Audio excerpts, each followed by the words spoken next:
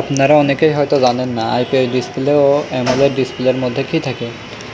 মূলত এগুলো কিভাবে তৈরি করা হয়। আমার হাতে যেটা দেখছেন এটা হচ্ছে অ্যামোলেড ডিসপ্লে, আর এটা হচ্ছে আইপিএস ডিসপ্লে। মূলত আইপিএস ডিসপ্লের লাইট সেকশন আলাদা হয়, মানে ডিসপ্লেতে যেই লাইট আসে আমরা যে লাইটের মাধ্যমে দেখি ওইটার জন্য আলাদাভাবে বাল্ব লাগানো হয়। আর যেই অ্যামোলেড ডিসপ্লে আছে, অ্যামোলেড ডিসপ্লের প্রত্যেকটা পিক্সেল আলাদা আলাদা লাইট হিসেবে কাজ করে, মানে প্রত্যেকটা পিক্সেল জ্বলে।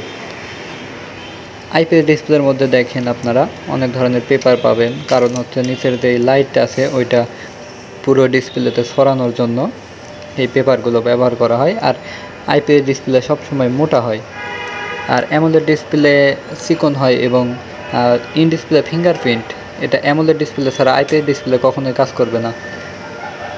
দেখেন আইপিএস ডিসপ্লের মধ্যে এগুলো থাকে। আরও পেপার আছে ভিতরে, দেখাচ্ছি থামেন। এই তো এরকম অবস্থা।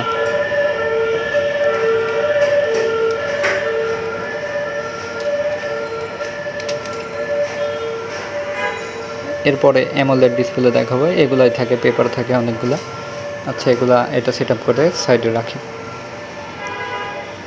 যদিও বা এটা নষ্ট অ্যামোলেড ডিসপ্লে। দেখেন অ্যামোলেড ডিসপ্লের মধ্যে বেশি কিছু নাই, অনেক পাতলা হয়। দেখছেন কোনো কাগজ কোনো কিছুই নাই। আর এই ডিসপ্লেগুলো অনেক চিকন, এই দেখেন অনেক চিকন, বোঝাই যাচ্ছে চিকন, খুব সহজে ভেঙে যায় অবশ্য। আর এই যে আইপিএস ডিসপ্লের মধ্যে কত কিছু, অ্যামোলেডের মধ্যে কিছু থাকে না।